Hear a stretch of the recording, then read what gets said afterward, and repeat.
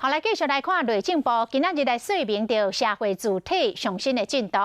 讲中央今年第一季4000户已经来发包达到目标了，第二季的目标是6900户，希望全年会当有15000户。另外，立法院嘛正式来通过房地合一税2.0的初审，对压制这个差房地产加1分的亏值。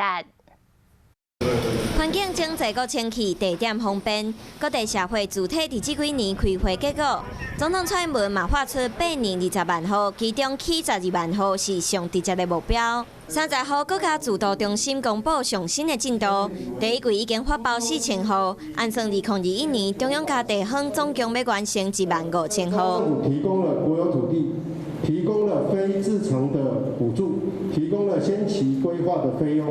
当然，更重要的是我们把法制作业完成。那另外一方面，我们也建构了融资平台。去社会主体需要中央地方做伙合作。花敬群讲，台北市伫第一阶段4万户的目标贡献上济，不过伊嘛希望新北市伫第二阶段提报去主体的数量会使搁较拍拼。所以说，在12万户的整个配置底下，那当然这里面3万户的缺口。 我们中央现在先自己担起来，但是我会期待新北市政府基于市民的需求，还有购物负担或租屋负担的压力，也能够更积极。除了当日起社会主体，立法院29号嘛通过俗称房地合一税2.0的所得税条例修正草案，未来2年内卖厝要收45%税金，2年以上5年以内要收35%。